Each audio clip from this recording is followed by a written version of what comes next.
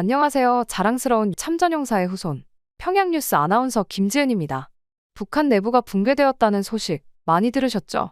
특히 군대의 열악한 상황, 군대 권력계층에 의한 비인간적인 군인 대우들 때문에 군대에서 탈북하는 분들이 나날이 늘어나 제대로 군대 유지가 안 될 지경이라고 합니다. 특히 여군이 처한 상황은 우리가 상상하지도 못할 만큼 충격적이었는데요. 이 사연을 확인하면서 참 많이도 울었습니다.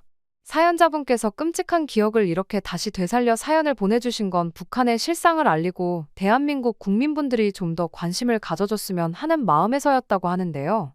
큰 용기를 내주신 오늘의 사연자분 이야기 끝까지 들어주세요. 안녕하세요. 제 이름은 서지원입니다. 22살 때 북한 여군으로 자원 입대했어요. 가난한 집안 형편 때문에 더 나은 미래를 꿈꾸며 내린 결정이었는데요.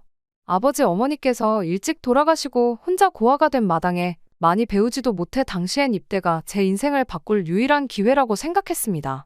당원이 될 수 있고 그로 인해 얻을 수 있는 특권들이 눈앞에 아른거렸거든요. 또 배를 골치 않을 줄 알았어요. 그런데 이 선택은 정말 최악이었습니다. 아니, 덕분에 탈북을 했으니 최고였다고 해야 할까요?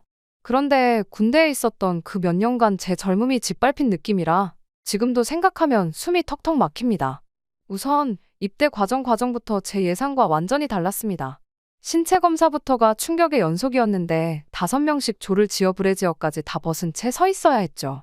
남자 의사들 앞에서 맨몸으로 돌아가며 검사를 받았습니다. 의사들이 제 가슴을 쿡쿡 찌르고 흔들어 보는데 이건 지금 생각해도 성희롱이 다분히 섞여 있던 것 같아요. 그때의 수치심은 아직도 잊을 수 없네요. 그래도 이것까지는 눈을 꼭 감고 참았는데 가장 굴욕적이었던 건 철봉 검사였습니다. 팬티만 입은 채로 철봉에 매달려야 했어요. 의사가 제 팔다리를 만지며 체격을 평가하는 동안 저는 눈을 꼭 감고 이건 꿈이야, 곧 깰 거야 라고 되뇌었죠. 하지만 현실이었습니다. 지금 생각해도 대체 왜 그런 짓을 했는지 몰라요. 대한민국에 와서 일반적인 신체 검사를 받아보면 그때 제가 북한에서 받았던 신체 검사는 그냥 어린 여자애들 성희롱하려고 만든 것 아닌가 싶습니다. 그게 북한 수준이겠지만요. 그래도 먹고 사는 거, 입는 거 걱정 없이 살 수 있겠다는 생각에 입대한 건데 군대나 일반 인민들이나 열악하기는 매한가지였습니다. 브래지어라고 줬지만 하도 닳고 달아 거의 비친 법한 얇은 천 쪼가리를 던져주고 팬티는 다 늘어난 것들이었어요. 그래도 인민들이 일반적으로 입는 속옷보단 좋아. 어떤 사람들은 지금 물품을 모아밖에 내다 팔기도 했습니다. 그리고 가장 힘들었던 건 배고픔이에요. 제가 남한에 와서 살이 꽤 쪘는데요.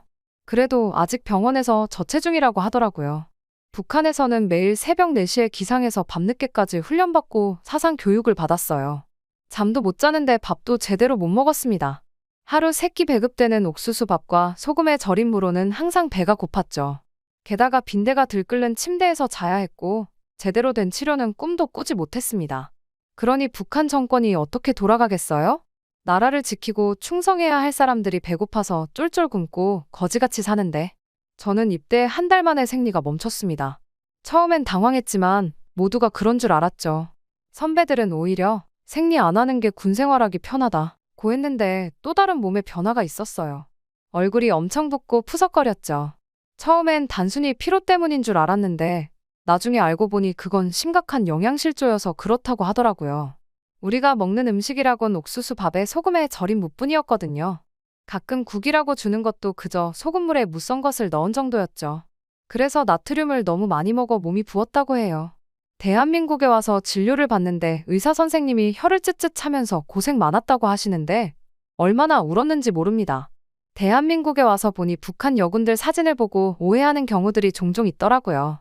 많은 분들이 북한은 못 사는데 어떻게 여군들 가슴이 저렇게 풍만하지? 라고 의아해 하시는 걸 유튜브 댓글이나 이런 걸로 봤어요. 하지만 그건 결코 건강한 몸이 아니에요. 그저 영양 불균형으로 인한 부종일 뿐이죠. 물론 저처럼 타고나길 가슴이 좀 큰 사람들도 있습니다. 저 같은 사람들은 부종 때문에 가슴이 더 커지면서 정말 힘들었어요. 아까 지급된 속옷이란 게 그저 얇은 천 조각이라고 했잖아요. 남한 것처럼 제대로 된 고정이 되지 않습니다. 그러다 보니 훈련할 때마다 가슴이 이리저리 흔들려서 정말 불편했어요. 제멋대로 출렁거리는 가슴 때문에 훈련하면서 안 그래도 불편한데 더 큰 문제는 주변의 시선이었죠. 예전에 학교 다닐 때부터 항상 좀 느꼈는데 지금 군대는 뭐 대놓고 쳐다보기도 하고 남자 군인들은 손가락질도 하며 킥킥대고 웃었어요. 지금 생각해보면 참 비정상적인 환경이었어요. 여성으로서의 존엄성은 전혀 지켜지지 않았고 우리의 건강은 아무도 신경 쓰지 않았죠. 그저 국가의 도구로만 취급받았을 뿐이에요. 그때는 그게 당연한 줄 알았는데 이제야 그 모든 게 얼마나 잘못됐는지 뒤늦게 깨달았다는 것이 너무 속상하고 억울합니다. 그리고 군 생활이 2년째에 접어들고 부대를 한 번 옮겼는데요. 여기서 저는 제가 아무런 보호가 되지 않은 채 무방비로 노출된 파리 목숨이라는 걸 실감했습니다. 어느 날 밤, 평소와 다름없이 잠들려고 할 때였어요. 갑자기 여군 숙소 문이 벌컥 열렸습니다. 술에 취한 고위 간부들이 들어오는 걸 봤어요. 그들은 몇몇 여군 동료들을 강제로 끌고 갔죠. 저는 겁에 질려 이불 속에 숨어 눈을 감았어요. 하지만 그 여군들의 절규는 귀를 막는다고 들리지 않는 게 아니었죠. 이러지 마시라는 소리, 그리고 퍽퍽, 사람을 때리는 소리, 그리고 또 처음 듣는 좀 이상한 헐떡거리는 소리들까지. 예전 부대에서도 이런 일들을 어느 정도 눈치채곤 있었는데 부대를 옮기면서 이렇게 대놓고 들어본 건 처음이었습니다. 다 찢어진 이불로 눈을 덮고 빨리 잠들기만을 바랬죠. 다음 날 아침 끌려갔던 동료들의 얼굴을 봤을 때 저는 심장이 멎는 줄 알았어요. 그들의 눈에는 생기가 사라져 있었고 몸은 멍투성이었죠. 옷은 흐트러져 있었고 입술도 퉁퉁 부어올라 있었어요. 직감적으로 어떤 일이 일어났는지 알 수 있었습니다. 하지만 아무도 입을 열지 않았어요. 그저 모두가 모른 척했죠. 그게 우리의 생존 방식이었으니까요. 그로부터 얼마 지나지 않아 제 차례가 왔어요. 어느 날 밤 한 간부가 제 침대로 다가왔습니다. 술 냄새가 진동했어요. 지원아, 나랑 잠깐 나가자 라고 했죠. 저는 온몸이 얼어붙는 것 같았어요. 하지만 거절할 수 없다는 걸 알았죠. 그가 저를 데리고 간 곳은 부대 뒤편의 창고였어요. 저의 처음이 그렇게 더럽고 냄새나는 곳에서 비위생적으로 이루어졌다는 건 지금 생각해도 화가 납니다. 그날 밤 일은 지금도 생각하면 온몸이 떨리네요. 제가 저항할 수 있는 건 아무것도 없었어요. 너무 많이 맞았고 아무런 준비 없이 벌어진 일이었기에 저는 그저 눈을 감고 빨리 끝나기만을 기다렸죠. 이건 꿈이다, 꿈이다, 악몽이다. 얼마나 많이 되뇌었는지 모릅니다. 그리고 이건 단 한 명이 아니었어요. 간부들이 밖에서 기다리고 있더라고요.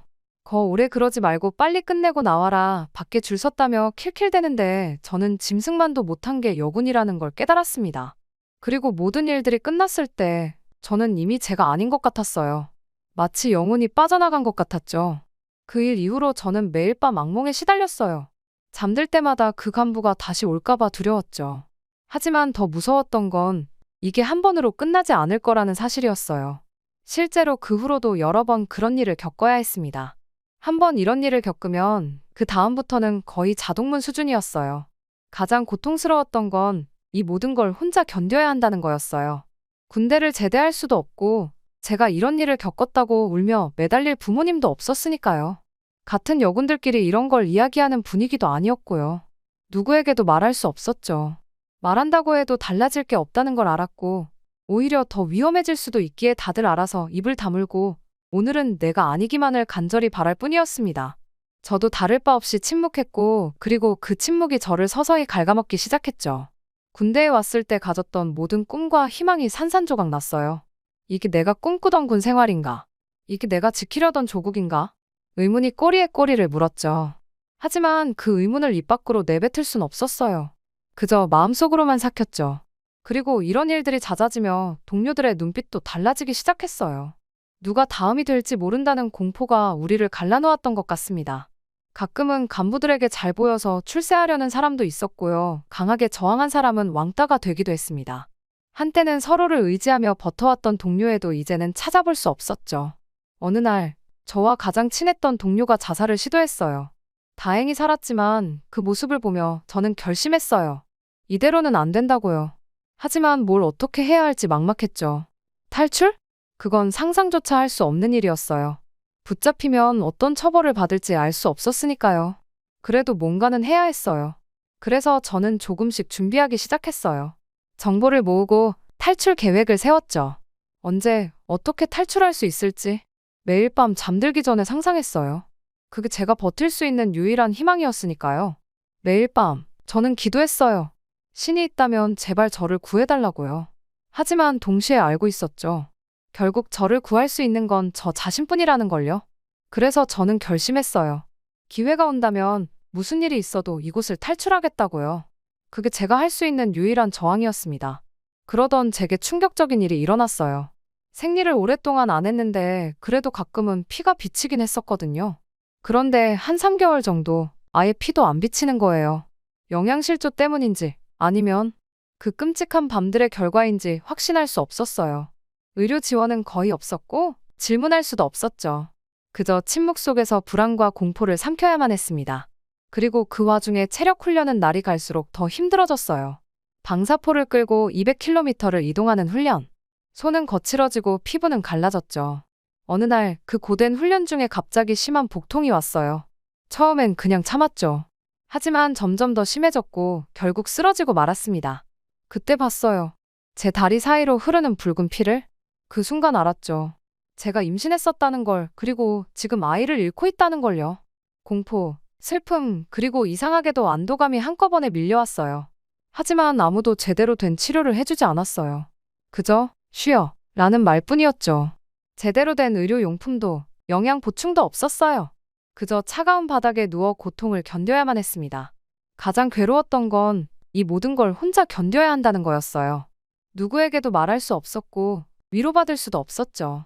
아이를 잃은 슬픔도 그 아이의 아버지가 누구인지 모르는 공포도 모두 제 안에 묻어야만 했어요. 회복 기간도 없었어요.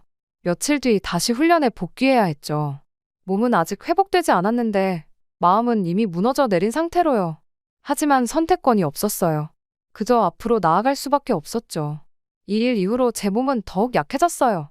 잦은 감기, 끊이지 않는 복통, 쑤시는 뼈마디. 하지만 제대로 된 치료는 꿈도 꿀 수 없었죠. 그저 버텨내는 수밖에 없었어요. 이런 상황 속에서도 계속해서 훈련은 이어졌습니다. 매일 밤, 잠들기 전 저는 생각했어요. 언제까지 이렇게 살아야 하는 걸까? 하지만 대답은 없었죠. 그저 다음 날이 오는 것을 두려워하며 잠들 뿐이었습니다. 군대 생활이 3년째로 접어들 무렵 우리 부대에 새로운 동기가 왔어요. 이름은 수진이었죠. 어린 나이에 입대한 수진이는 처음엔 모든 게 신기해 보였어요. 하지만 그 눈빛은 오래가지 못했죠. 수진이와 저는 금세 가까워졌어요. 둘 다 고양이 같았거든요. 밤마다 우리는 귓속말로 고향 이야기를 나누곤 했죠. 그 순간만큼은 이 지옥 같은 현실을 잠시 잊을 수 있었어요. 하지만 현실은 냉혹했어요. 날이 갈수록 수진이의 얼굴은 헬쑥해져 갔죠. 배급되는 음식만으로는 턱없이 부족했거든요. 어느 날 수진이가 저에게 속삭였어요. 언니, 나 배고파 죽겠어. 어떻게 하면 좋을까? 그 말을 들은 저는 가슴이 찢어지는 것 같았어요. 저도 항상 배가 고팠지만 어린 수진이의 고통은 더 커 보였거든요. 그날 이후로 저는 제 배급의 일부를 몰래 수진이에게 주곤 했어요. 하지만 그것만으로는 부족했죠. 어느 날 수진이가 훈련에서 쓰러졌어요. 심한 영양실조 때문이었죠. 하지만 우리에겐 제대로 된 의료 지원이 없었어요. 그저 쉬어라 는 말뿐이었죠. 수진이의 상태는 날이 갈수록 악화됐어요. 그러던 어느 날 수진이가 사라졌어요. 처음엔 그냥 화장실에 간 줄 알았죠. 하지만 시간이 지나도 돌아오지 않았어요.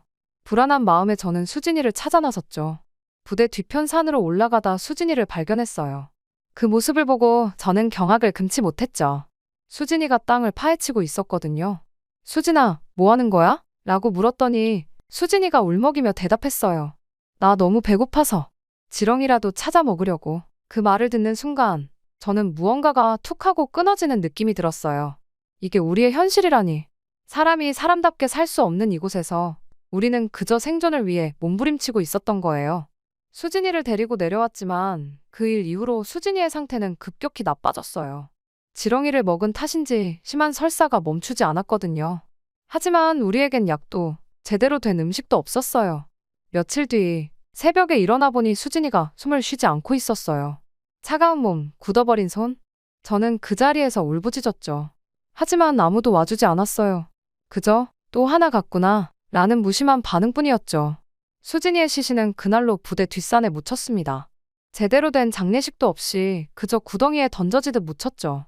저는 그 자리에서 한참을 울었어요. 수진이의 죽음이 너무나 허무하고 부당하다고 생각했거든요. 그날 이후 저는 매일 밤 악몽에 시달렸어요. 꿈에서 수진이가 나타나 언니, 나 배고파 라고 말하는 거예요. 잠에서 깨어나면 눈물로 베개가 젖어 있곤 했죠. 수진이의 죽음은 저에게 큰 충격이었어요. 이곳에서 우리는 언제든 죽을 수 있다는 사실을 뼈저리게 깨달았죠. 하지만 동시에 이대로 가만히 있을 수 없다는 생각도 들었어요. 수진이의 죽음이 헛되지 않게 하고 싶었거든요. 그때부터 저는 탈출을 진지하게 고민하기 시작했어요. 이곳에 더 있다간 저도 수진이처럼 될 거라는 생각이 들었거든요. 하지만 탈출은 너무나 위험했고 실패하면 어떤 처벌을 받을지 상상도 할 수 없었죠. 매일 밤 잠들기 전 저는 수진이에게 마음속으로 말을 걸었어요. 수진아, 미안해. 내가 너를 구해주지 못해서. 하지만 꼭 이곳을 탈출해서 내 이야기를 세상에 알릴게. 우리가 겪은 이 비인간적인 일들을 약속할게. 수진이의 죽음은 제 인생의 전환점이 됐어요. 그때부터 저는 더 이상 순종적인 군인이 아니었죠. 내면 깊숙이 저항의 불씨가 자라나기 시작했어요.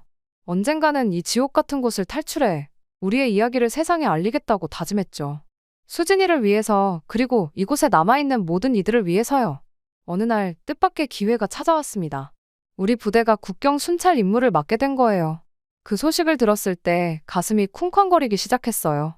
이게 바로 내가 기다려온 기회구나 싶었죠. 하지만 혼자서는 감당하기 힘든 일이었어요. 그래서 제가 가장 신뢰하는 동료 은영이에게 조심스럽게 탈북 계획을 털어놨어요. 처음에 은영이는 놀라서 말도 못했죠. 하지만 이내 그녀도 동의했어요. 우리 여기서 살아남을 수 없을 것 같아. 함께 가자. 라고 말이에요. 그날부터 우리는 은밀히 준비를 시작했어요. 주변을 면밀히 관찰하고 가장 안전한 탈출 경로를 찾아냈죠. 매일 밤 잠들기 전 우리는 작은 목소리로 계획을 점검했어요. 들킬까봐 두려웠지만 그 속삭임이 우리에게는 희망이었죠. 드디어 그날이 왔어요. 야간 순찰을 서는 날이었죠. 가슴이 터질 것 같았어요. 하루 종일 평소와 다름없이 행동하려 애썼지만 손이 떨리는 걸 멈출 수 없었어요. 밤이 깊어갈수록 긴장감은 더욱 고조됐어요. 교대의 시간이 다가오자 우리는 서로를 바라봤죠. 말없이 고개를 끄덕이고 우리는 행동에 옮겼어요. 무전기를 끄고 최대한 소리 내지 않고 강을 향해 달렸습니다. 우리는 얼어붙은 강가에 도착했어요. 두만강은 거의 완전히 얼어 있었죠. 하지만 곳곳에 얼음이 깨진 틈이 보였어요. 잘못하면 빠져 죽어서 날이 풀릴 때에야 떠오를 수 있는 상황이었죠. 하지만 우리에겐 시간이 없고 선택지도 하나밖에 없었습니다. 얼음 위를 조심스럽게 걸어갔어요. 매 발걸음마다 와작 소리가 날까봐 가슴이 떨렸죠. 중간중간 물이 흐르는 부분에서는 몸을 최대한 낮추고 기어가듯 움직였어요. 가장 넓게 갈라진 틈에 도착했을 때 우리는 잠시 망설였어요. 차가운 물을 보니 두려움이 밀려왔거든요. 하지만 은영이가 제 손을 꼭 잡아줬어요. 우리 할 수 있어. 함께라면? 이라고 말이죠. 우리는 최대한 몸을 숙이고 움직였습니다. 12월의 강바람은 몸을 애는 듯했죠. 온몸이 얼어붙는 것 같았어요. 하지만 뒤돌아볼 순 없었죠. 필사적으로 움직이며 강을 건넜어요. 그리고 중국 땅을 밟는 순간 안도감과 동시에 새로운 공포가 밀려왔어요. 이제 시작이라는 걸 알았거든요. 그리고 아직 안심할 수 없었습니다. 탈북자들을 중국 공안에게 신고하면 북송되어 지금 겪은 것보다 더 험한 꼴에 처하리란 걸 잘 알고 있었으니까요. 그래서 쉴 틈이 없었습니다. 우리는 정말 쉬지 않고 달렸어요. 숲과 들판을 가로질러 마을과 도시를 피해서요. 우선 브로커와 만나기로 한 장소까지는 절대 멈출 수 없었죠. 며칠을 그렇게 도망치다 보니 지칠 대로 지쳐 있었어요. 배고픔과 추위, 그리고 잡힐지도 모른다는 공포와 싸우며 계속 남쪽으로 향했죠. 그리고 마침내 약속 장소에서 브로커를 만났습니다.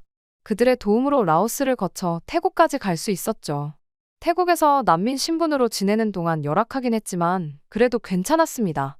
평생 저를 옥죄왔던 배고픔에서 벗어날 수 있다는 생각에 기뻐 희망이 있으니 힘들지 않았거든요. 그리고 북한으로 다시 끌려갈지도 모른다는 불안과 두려움도 사라졌고요. 제겐 자유의 땅, 대한민국으로 갈 수 있다는 희망이 있으니까요.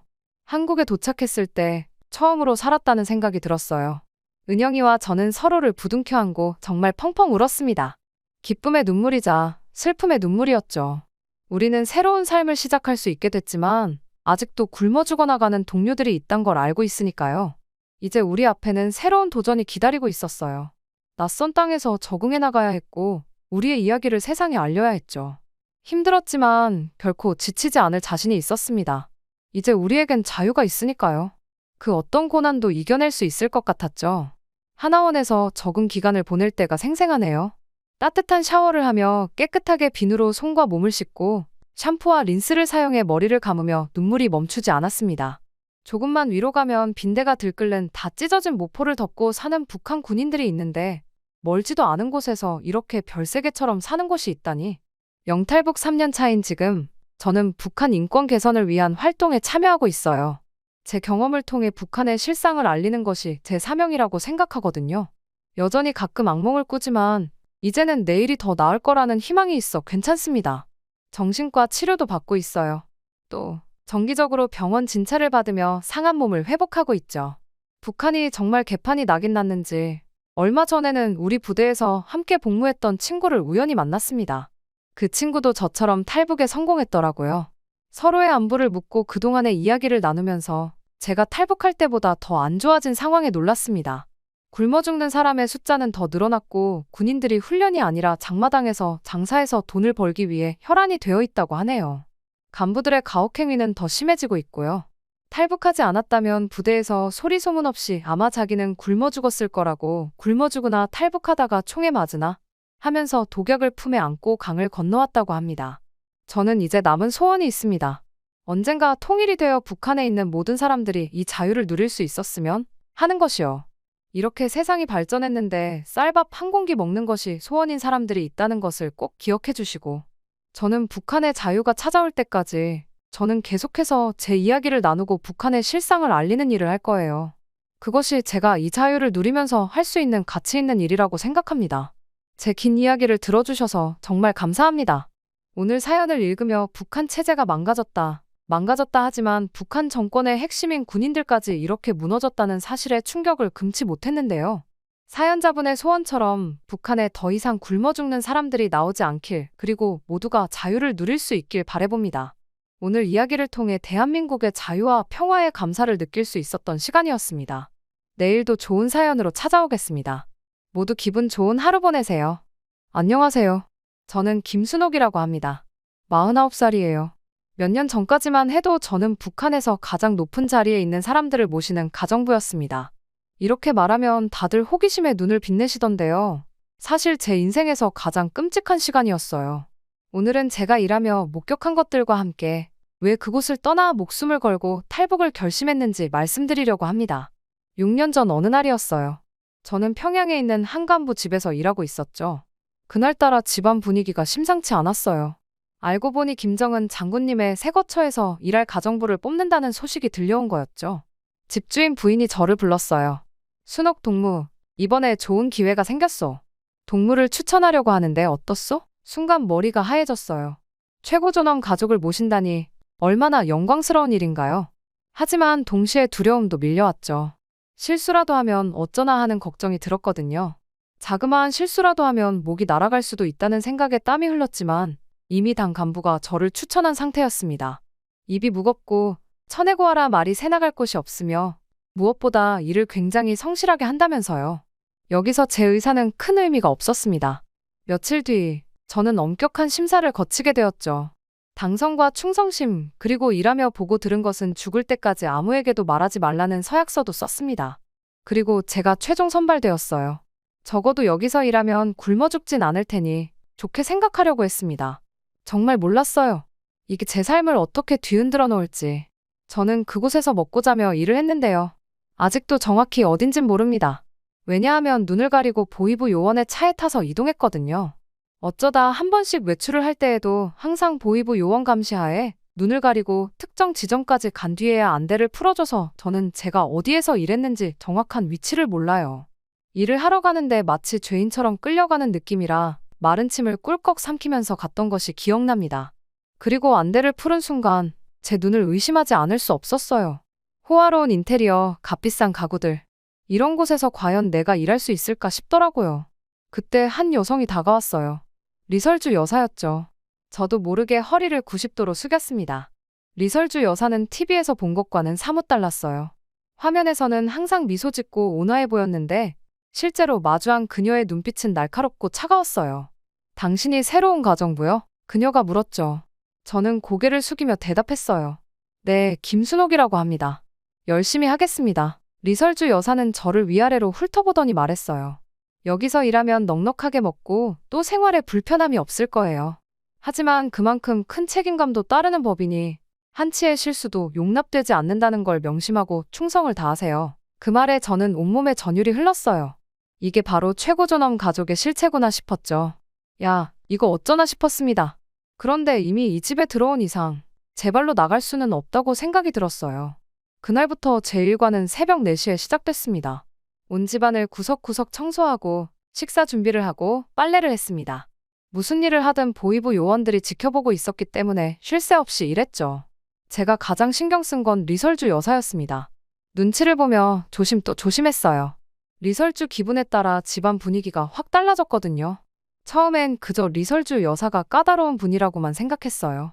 하지만 시간이 지날수록 점점 이상한 사람이라는 생각이 들었습니다. 참을성이 굉장히 없고 분노가 순간적으로 폭발하는 사람이더라고요. 한 번은 제가 실수로 그릇을 깼는데 리설주 여사가 갑자기 괴성을 지르며 저에게 달려들었습니다. 이 멍청한 것, 이게 어디에서 온 건지나 알아? 프랑스에서 온 건데 이 비싼 걸. 그러면서 저를 마구 때렸어요. 저는 발로 채이면서도 아무 말을 할 수 없었습니다. 목숨이 붙어있는 게 어디예요. TV에서 본 그 온화한 모습은 어디 갔을까 궁금할 따름이었습니다. 그날 이후로 저는 더욱 조심하게 됐어요. 하지만 리설주 여사의 변덕은 점점 심해졌죠. 어떤 날은 저를 딸처럼 다정하게 대하다가도 다음 순간엔 마치 개처럼 취급했어요. 그녀의 눈밖에 나지 않으려고 눈치 보는 게 일상이 됐죠. 비위를 맞추려다 보니 살이 쭉쭉 빠졌습니다. 제일 힘들었던 건 현송월이었어요. 리설주를 약 올리려는 건지 뭔지 한 번씩 찾아와서 리설주를 북북 긁어놓고 갔거든요. 찾아오게 되면 늘 직원들은 밖으로 나가게 해서 제대로 본 적은 없는데 정원을 치우기 위해 밖에 있다가 우연히 리설주와 현송월이 대화하는 걸 듣게 되었습니다. 저는 저보다 먼저 일한 분들의 이야기를 통해 둘의 관계가 좋지 않다는 건 알고 있었지만 이 정도일 줄은 몰랐어요. 리설주가 현송월을 향해 가수면 가수답게 노래나 불러야지. 왜 정치인 행세야? 네가 뭐나 되는 줄 알아? 라고 소리치더라고요. 현송월도 지지 않고 받아쳤죠. 아들 하나 멀쩡하게 못 낳은 주제에 말이 많네. 넌 그저 허수아비 아내일 뿐이지. 우리 용주가 후계자가 될 건데 미리 잘 보여도 모자랄 판에 뭐 이렇게 목소리를 높여? 채신머리 없이. 처음에 이 이야기가 무슨 말이지 싶었는데요. 곧 할 수 있었습니다. 다들 쉬쉬하고 있지만 리설주 아들 김일봉이 사실 좀 온전치 못하거든요. 제 주요 업무 중 하나가 제대로 대소변도 못 가리는 일봉이가 밤새 어질러 놓은 침대를 정리하고 이불을 빠는 것이었으니까요. 애가 그렇게 태어난 게 죄는 아닌데 문제는 김정은 아들이 온전한 애가 아니다 보니 밖에 이야기가 새나가면 다 총살이라고 얼마나 겁을 줬는지 몰라요. 근데 현송월 아들 김용주는 아주 똘망하고 어리지만 천재성이 있다 뭐 이런 이야기가 있었습니다. 저는 스쳐 지나가면서 먼발치에서 봤는데 애가 엄마 닮아서 눈이 아주 부리부리해요. 근데 뭐 주에는 먹는 거나 좋아하고 너무 오냐오냐 길러서 버릇도 없고 그러다 보니 저희는 다들 현송월 아들이 제일 간다고 이야기하곤 했거든요. 현송월 본인도 자기 아들만한 애가 없다는 걸 알고 있었나 봅니다. 근데 그래도 그렇지 그걸 저렇게 면전에다 대놓고 이야기하며 비아냥거리다니 보통 내기가 아니죠. 리설주 여사와 현송월의 갈등을 본 그날 이후 저는 이 집안의 숨겨진 모습들을 더 자세히 보게 됐어요. 북한에서 권력자라는 사람들이 불필요한 권력 다툼과 자기들끼리 견제에만 정신이 팔려 있다는 걸 알게 되었죠. 리설주 여사는 날이 갈수록 예민해졌어요. 특히 현송월이 왔다 가면 그 즉시 꼭 대청소를 시켰죠. 그 여자 냄새가 난다. 면서요. 한 번은 제가 1시간 전에 청소를 했습니다. 여사님, 이라고 말했다가 큰 꾸중을 들었어요. 내가 감히 나한테 말대꾸를 해. 리설주 여사의 눈에서 불길이 튀었죠. 그 뒤로 저는 그저 네, 알겠습니다. 한마디만 했어요. 그 외에는 저는 입 밖에 낼 수 있는 말이 아무것도 없었습니다. 현송월은 일주일에 한 번씩 꼭 이 집에 왔어요. 명목상으로는 업무 보고 때문이라고 하지만 사실 리설주가 보는 앞에서 김정은을 만나러 오는 거였죠. 그녀가 오는 날이면 리설주 여사는 꼭 밖으로 나갔어요. 집에 있으면 폭발할 것 같아서겠죠. 한 번은 제가 정원에서 일을 하다가 우연히 현송월과 마주쳤는데요. TV에서 보던 것과는 사뭇 달랐죠. 의외로 꽤 예쁘더라고요. 실물 미인이라고나 할까요? 그녀가 저를 보며 미소 지었어요. 김동무, 수고가 많소. 이 집 일이 쉽지 않을 텐데. 저는 깜짝 놀랐어요. 제 이름을 어떻게 알았을까요? 그녀는 이어 말했죠. 리설주가 동무를 많이 괴롭히진 않소? 저는 뭐라고 대답해야 할지 몰랐어요. 그저, 아닙니다. 제가 부족해서 그렇습니다. 라고 말했죠. 현송월은 꽤나 인자한 느낌으로 제게 웃어줬습니다. 동무, 여기서 버티는 게 쉽지 않을 거요. 하지만 포기하지 말고 견뎌내시오. 언젠가는 좋은 날이 올 거요. 그 말을 듣고 저는 왠지 모를 위로를 받았어요. 하지만 동시에 의문이 들었죠. 왜 현송월이 이런 말을 하는 걸까? 자기가 무슨 안주인 마냥 리설주에게 괴롭힘을 당했지만 한편으론 저게 현송월이 할 말은 아니지 않나 싶었습니다. 그런데 이미 현송월은 본인 스스로 가수가 아니라 정치인으로 여기는 듯 했습니다. 대한민국에서 뉴스를 보니 이제는 노동당 선전선동부 부부장까지 올랐다더군요. 게다가 김정은 의전을 담당하는 비서 역할까지 맡았다고 해요. 북한이 정말 말세구나 싶었죠. 실력도 배경도 없는 사람이 그저 최고존엄의 총애를 받는다는 이유만으로 이렇게 높은 자리에 오르다니요. 그런데 평소 김정은과 현송월 관계를 생각하면 놀랍진 않았어요. 현송월이 김정은을 전혀 두려워하지 않거든요. 김정은 경호를 하던 보위부 요원을 통해 전해 들었는데 김정은이 이번 행사는 어떻게 준비되고 있어? 라고 물었는데 현송월이 대뜸 아직 멀었어요. 제가 보기엔 이번 행사 계획이 영 맘에 들지 않아요. 라고 말하더라고요. 다른 사람 같으면 감히 이런 말을 못했을 텐데 말이에요. 심지어 김여정 제1부부장까지도 현송월 앞에선 기가 죽어있다고 했습니다. 한 번은 김여정이 현송월 근처로 가서 뭔가를 의논하려는데 현송월이 지금은 바빠요. 나중에 얘기해요. 라고 하더니 그대로 가버렸다고 해요. 지켜보던 간부들과 보위부 사람들 모두 무슨 일이 터질까봐 식은땀을 줄줄 흘렸다고 하던데. 아주 여장부입니다. 근데 그네들 사정은 그네들 사정이고 제가 딱 죽을 맛이었습니다. 리설주 여사는 겉으로는 온화해 보이지만 실제로는 오락가락하는 성격에 분노 조절이 잘 안 되고 현송월은 그저 가수였는데 김정은을 등에 업고 아주 살판이 났고 이게 TV 뉴스로 보면 별 생각 없이 아 그렇구나 하고 말 텐데 가까이서 보다 보니 이게 과연 정상적인 나라의 모습일까 의문이 들었죠. 그래도 그 와중에 한 번씩은 같은 여자인지라 리설주가 좀 불쌍해 보이기도 했습니다. 점점 더 허수아비가 되어가고 있었거든요. 김정은과 함께 있을 때만 웃고 그 외엔 그저 스트레스를 다른 사람들에게 푸는 게 일상이 됐죠. 한 번은 제가 실수로 커피를 조금 엎질렀는데 리설주 여사가 갑자기 괴성을 지르며 저를 때리기 시작했어요. 이 멍청한 것, 넌 대체 뭘 할 줄 아는 거야? 그 모습을 보며 저는 정말 이분이 미쳤나 싶었어요. 옆에 김정은도 있었거든요. 어쨌든 남자인데 리설주의 이런 악독한 모습을 보면 최고존엄도 정이 떨어질 만하다고 생각했는데요. 김정은도 참 알 수 없는 사람입니다. 오히려 리설주 여사의 이런 모습을 즐기는 것 같았거든요. 리설주 여사가 저를 욕하고 때리는 걸 보고 우리 설주가 오늘도 열심히 일하는구만. 아주 안 칼져. 더 세게 때려봐. 라며 웃더라고요. 동물원 원숭이도 이보단 나은 삶일 텐데 싶어 밤마다 울면서 잠이 들었어요. 현송월이 득세할수록 리설주 여사가 직원들에게 푸는 화해 강도는 높아졌고 저는 점점 더 이곳을 벗어나고 싶다는 생각이 들었어요. 하지만 그건 말처럼 쉬운 일이 아니었죠. 여기서 나가면 어디로 가야 할지, 어떻게 살아야 할지 모든 게 두려웠어요. 그래도 저는 포기하지 않고 하루하루를 견뎌냈습니다. 언젠가는 기회가 올 거라고 그때 꼭 이곳을 벗어나리라고 다짐했죠. 그리고 그 기회는 생각보다 빨리 찾아왔습니다. 하지만 그 전에 저는 더 많은 충격적인 일들을 목격하게 되었어요. 리설주 여사와 현송월의 갈등 속에서 또 다른 중요한 인물들이 있었어요. 바로 김주애와 현송월의 아들이죠. 김주애는 겉보기에 귀여운 소녀 같아 보였어요. 그때 제가 봤을 때가 한 6살까지였나? 그냥 보면 완전 애잖아요. 동글동글해서. 하지만 그 둥글둥글한 얼굴 뒤에 숨겨진 성격은 정말 끔찍했죠. 제가 처음 김주애를 봤을 때 그 아이가 저를 쳐다보는 눈빛에서 섬뜩함을 느꼈어요. 그 눈에는 어린아이다운 순수함이 전혀 없었거든요. 김주애는 완전히 오냐오냐 길러져서 자기가 공주인 줄 알았어요. 한 번은 제가 청소를 하고 있는데 과자를 먹으며 껍질을 바닥에 그냥 내던지더라고요.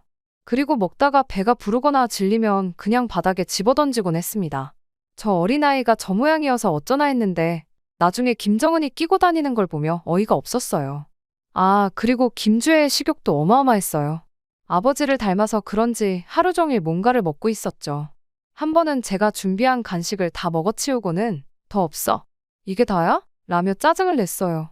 저는 어쩔 줄 몰라. 죄송합니다. 금방 더 준비하겠습니다. 라고 말했죠. 다시 가져다 줄 때까지 얼마나 짜증을 냈나 몰라요. 저는 한 번도 입에 넣어보지 못한 치즈와 밀가루빵을 엄청 좋아했는데요. 날이 가면 갈수록 토실토실해져서 딱 자기 아빠가 될 것 같았습니다. 후계자로 말이 많은데 김주혜의 이런 행동이 계속될 수 있을지는 의문이에요. 왜냐하면 현송월의 아들이 있으니까요. 그래서 저런 철딱선이 없는 모습을 보며 저는 안타까웠어요. 김주혜는 자신의 위치가 얼마나 위험한지 전혀 모르고 있었거든요. 언젠가 현송월의 아들이 나서기 시작하면 김주혜는 금세 밀려날 수도 있을 것 같았어요. 한편으로 리설주 여사는 점점 더 극단적으로 변해갔어요. 현송월과 그녀의 아들에 대한 경계심 때문인지 모든 일에 과민 반응을 보였죠.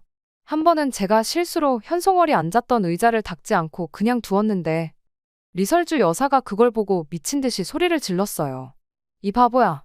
저 여자가 앉았던 자리를 어떻게 그냥 둬? 당장 소독해. 이런 일들을 겪으면서 저는 이 집안의 미래가 어떻게 될지 궁금해졌어요. 김주혜는 계속해서 공주 행세를 할 수 있을까? 현송월의 아들은 어떤 역할을 하게 될까? 그리고 리설주 여사는 이 상황을 어떻게 극복할 수 있을까? 하지만 이런 생각을 하는 것 자체가 모가지가 날아갈 만한 일이니 저는 그저 보고 들은 것을 가슴속에 묻어두었죠. 그러던 어느 날 예상치 못한 사건이 일어났어요. 그 사건이 결국 저를 탈북으로 이끌게 될 줄은 그때는 몰랐지만요. 그날의 기억은 아직도 생생합니다. 그날 리설주 여사와 현송월 사이의 갈등이 폭발했거든요. 그날은 평소와 다름없는 아침이었어요. 저는 여느 때처럼 새벽 4시에 일어나 청소를 시작했죠. 하지만 뭔가 불길한 예감이 들더라고요. 그리고 그 예감은 현실이 되고 말았습니다. 오전 10시쯤이었을 거예요. 갑자기 현송월이 예고 없이 찾아왔어요. 일하던 직원들은 모두 놀라 굳어버렸죠. 저희가 한창 청소할 시간이었거든요. 리설주 여사는 당황한 기색이 역력했죠. 왜 왔어요? 오늘은 장군님께서 여기 계시지도 않는데. 리설주 여사가 아주 톡 쏘는 목소리로 물었습니다. 현송월은 그저 미소를 지으며 대답했죠. 아, 그냥 들렀어요. 마침 지나가다 보니 차 한잔 하고 싶어서요. 그 말에 리설주 여사의 얼굴이 일그러졌어요. 차, 여긴 당신 집이 아니에요.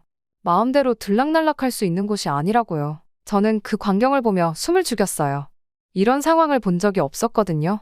현송월은 여전히 미소를 잃지 않은 채 말했어요. 아이고, 리설주 동지. 너무 예민하신 거 아니에요? 저는 그저 친구처럼 편하게 왔을 뿐인데 그 말에 리설주 여사가 폭발했어요. 친구? 우리가 언제부터 친구였죠? 왜 갑자기 이렇게 모나된 듯이 굴어? 여기가 어디라고 감히 이렇게 멋대로 드나들어? 현송월의 표정이 순간 굳어졌어요. 그리고는 차갑게 대답했죠.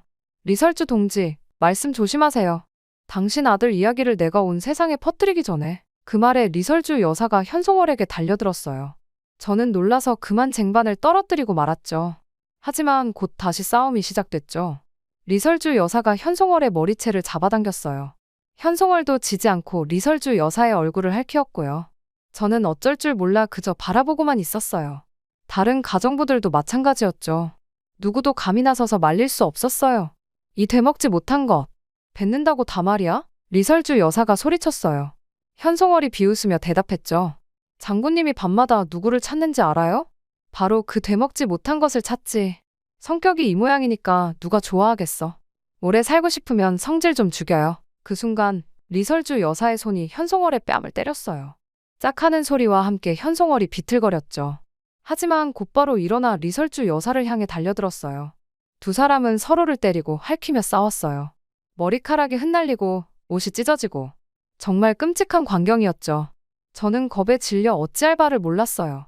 그때였어요. 갑자기 보위부 요원들이 뛰어들어왔어요. 그들이 두 사람을 떼어놓았죠. 이러시면 안 됩니다. 진정하세요. 한 요원이 말했어요.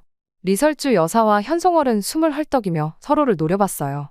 리설주 여사의 입술이 터져 있었고 현송월의 볼에는 긴 핥힘 자국이 남아있었죠. 이 일은 절대 그냥 넘어가지 않을 거예요. 리설주 여사가 말했어요.